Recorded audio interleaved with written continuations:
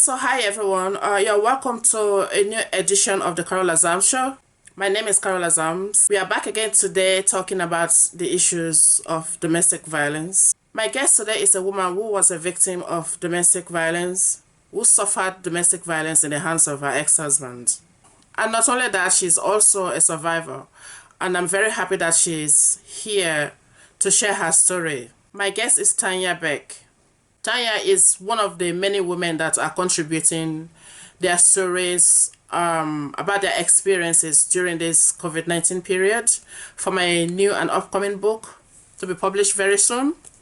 Okay, so I read an article which she had written before with a very thought-provoking title, Today I Am It. My life began 8 years ago, a survival story. And so it continued.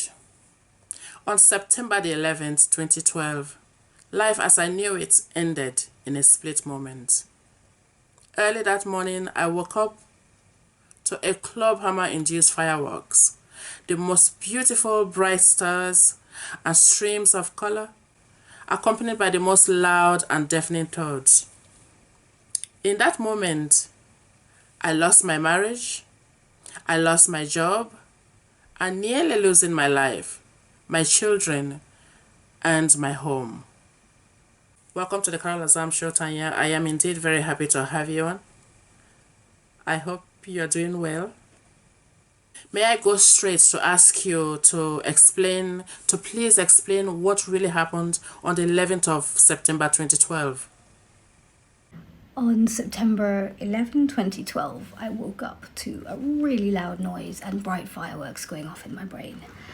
And initially, it was wonderful. You know, you don't often wake up to really bright colors every day, but I realized quite soon that something wasn't right and that I had been hit over the head with something. So I initially thought we had an intruder, and it turned out it wasn't an intruder, it was my husband. Now, up until that point, there had never been any incidents of difficulty or violence. We had been married for 10 years, a perfectly decent, kind, loving, gentle person who had a very large and very violent breakdown. And of course, the whole world went crazy at that point. He was arrested. I was questioned over and over again by various people and authorities. Questions. I had to find out what to tell my children. How does one even begin to approach this kind of subject with them? And it was a really, really difficult time to go through because it's not something I'd had any experience of. I didn't know anything about it. I didn't know how anything worked or anything at all. There's a lot of different definitions out there, many different kinds and degrees of violence in a lot of the homes, in many homes, which is anything from physical to slapping and kicking and pushing, even choking, or more serious acts like actually beating someone to death. And there's also the psychological abuse or non-physical violence, as they call it, you name it. And people always say that if you look very carefully, there are usually warning signs. But in your article, it seemed that with what happened to you, it's as if you did not see any of it coming. So let me put this question to you. How long were you living together with your husband prior to that awful incident? In all of that time that you were together, did he ever display any strange behaviors? We had been living together for 12 or 13 years and married for 10. We'd actually just celebrated our 10th wedding anniversary at the time. And everything was fine. He was a very, very gentle soul, still is. And I'm more likely to fly off the handle. I'm much more kind of passionate, outgoing, and vigorous in life. And he's always been very gentle, very kind, very loving, very stable, very calm. So it's completely unexpected. And one of the big difficulties I had was explaining to the police that this was not a statistical case where, there have been incidents of domestic abuse before, that this is only the first time it's been reported. There was none of that. This had never happened before. He'd never raised his voice, certainly not a hand or anything else, so completely out of the blue and wholly unexpected. I had no idea what hit me, literally and figuratively speaking. You and your husband were married for about a decade or so, and then just one morning, you woke up and you discovered he was trying to kill you. So you called the police. I guess they came and took him away. But you were the victim, right? What really happened after they took him away? I called the ambulance.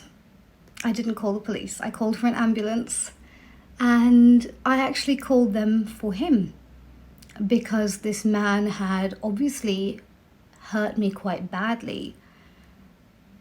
And he appeared to be just whistling and getting dressed for work as if it were any normal day.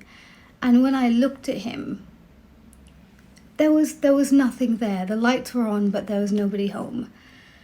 And to this day, that was the scariest bit, was that look on his face, completely vacant. It's as if he was there and getting ready for the day, but completely unaware of the reality of what had happened or his surroundings or anything else.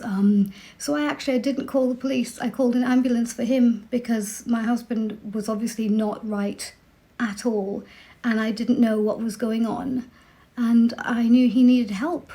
It never occurred to me that I would need anything. I was okay. I was able to pick up the phone to call them and to ask for help. Of course, what happened was they did bring an ambulance, and they checked me over, and I had a few lacerations and needed some stitches, but nothing physically. There was nothing huge. That I'm so blessed and so lucky that it wasn't worse than it was.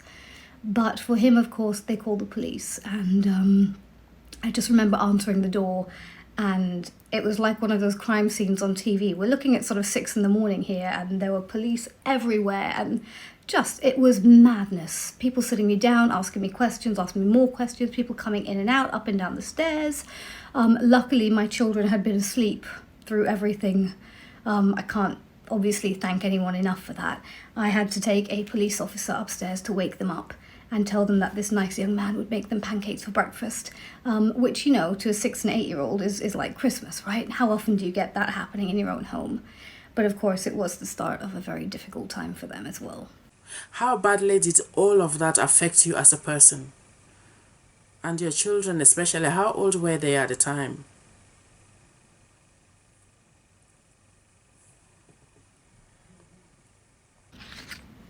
So my children were 6 and 8 years old at the time.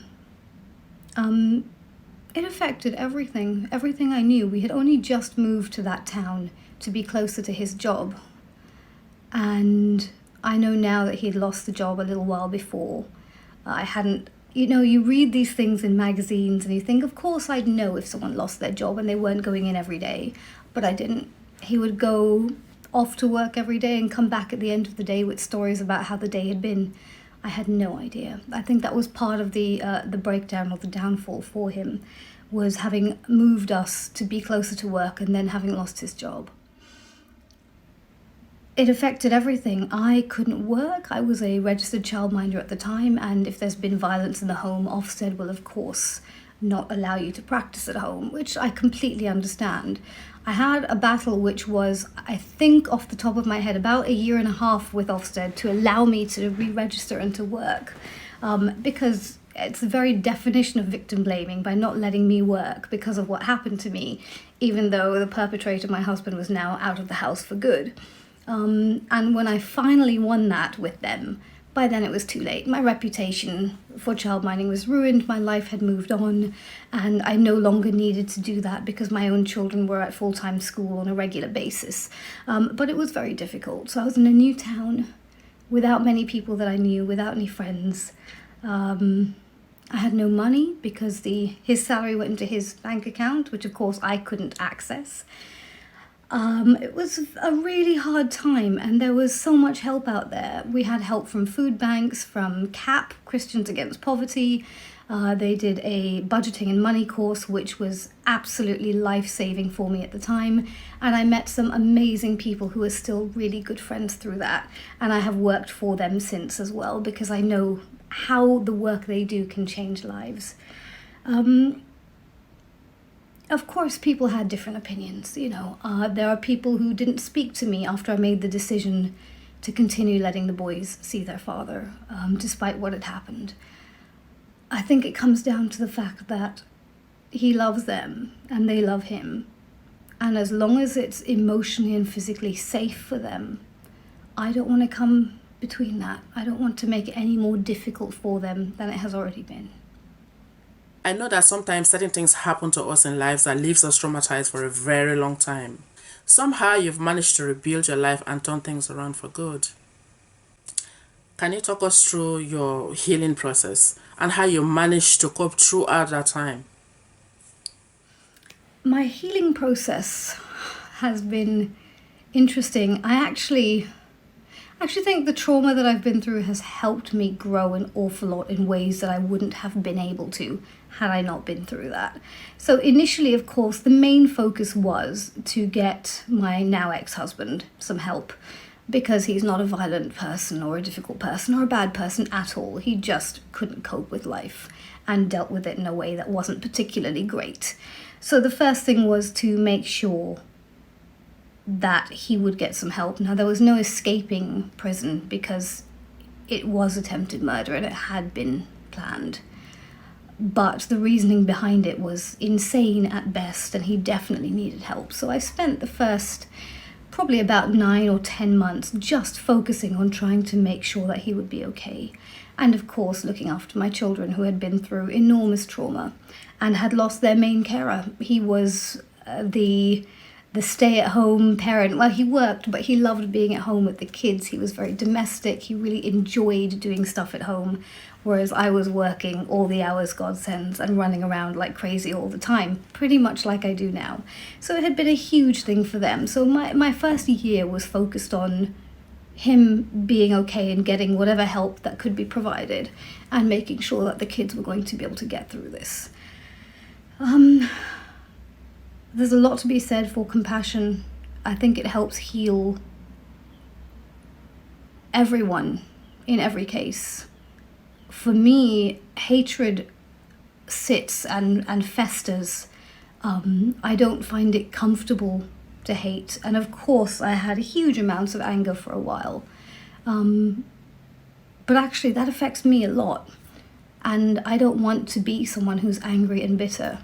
And so what I started to do is to try and give back to those who had given so much to me, which is why I volunteered with the food bank, with Christians Against Poverty, and with anyone and anyhow that I could to try and help others who are going through similar difficulties.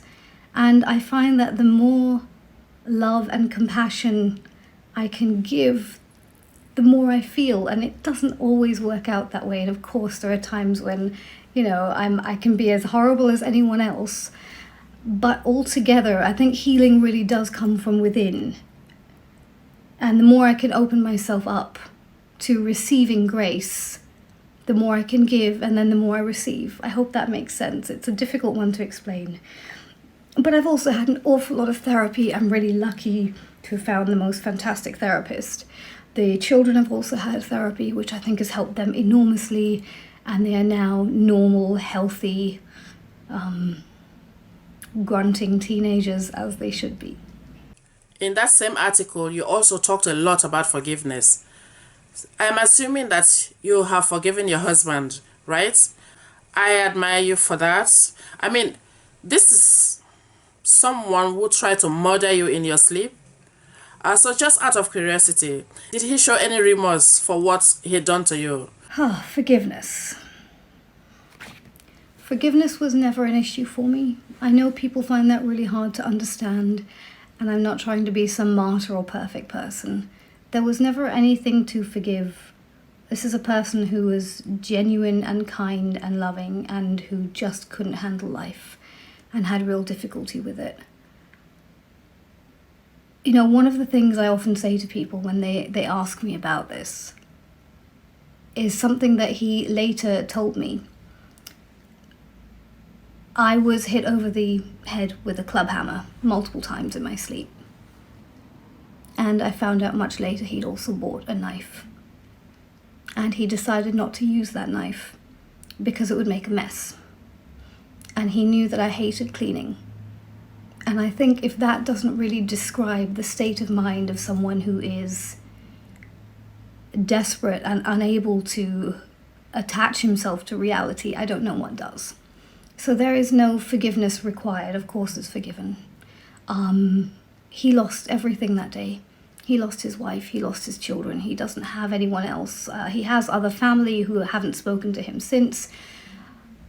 You know, and yet I have gained so much strength, so much ability, so many connections, so many friends, and such an amazing amount of determination and perseverance because of this. So there's nothing to forgive. And of course he has remorse for what he did. He is a good man, and you know, I still see him every month when he meets the children, and there has never been any animosity or any hatred or need for revenge. He lost everything. He really did, and I didn't. So I can't really do anything but forgive that. And holding any kind of hatred or animosity would only affect me. I don't have room in my life for that. My life is busy and full and amazing. I don't have room for any of that. So forgiveness has always been a given. It's never been an issue for me. I'm quite lucky with that. I think previous trauma probably helps in a way. It teaches you how to cope. You know, one of the things that he had difficulties with is we had lost a child a few years before, and I don't think he'd ever managed to really work his way through that and deal with it. And I think that was part of the build-up of events that he couldn't cope with. There were other things that had happened at the time which are confidential and I can't go into here. But this is a good man who couldn't cope and did a really bad thing. But I am so much stronger for it. I'm happy, I'm studying, I'm doing well. I'm growing, and my personal growth has been incredible. I have 2 amazing teenagers who are loving and kind and fairly typical teens, and we have a great relationship and a great home and a great life. So I wouldn't change anything, because without all of that, I wouldn't be where I am now. You've totally transformed your life for the better, your career paths, which will lead you to working within the justice system, because you want to be able to help other people in this kind of situations. Thank you so much for sharing your story on my show. I hope that those watching you speak would have learned some lessons in dealing with issues of domestic violence in their own homes. Tanya, I also want to take this opportunity to thank you very much, because you're also one of the many women from around the world that are currently working with me to record our experiences during lockdown in this COVID-19 period. So thank you very much for participating. I look forward to us having another chat again very soon at some point in the near future, maybe when all this craziness that is going on has finally died down. So thank you so much. Thank you so much. So back to you, my viewers. That was my guest, Tanya Beck. As you've heard from Tanya's story, there are not always warning signs. There is no need for us to start living in fear of what may or may not happen. I also know and understand that not everyone is good at coping with disappointments, but please, if you're struggling, please speak to someone, even a friend. If you're not comfortable seeing a specialist, talk to someone. Do not wait until you have a terrible breakdown that may cause you to turn on your wife or your husband, and then you end up doing something that you will live to regret the rest of your life. More importantly, don't be a victim. Do what you can to protect yourself. Well, my name is Carol Azams, and you have been watching the Carol Azams Show. Until next time, do take care of yourself. And bye from me.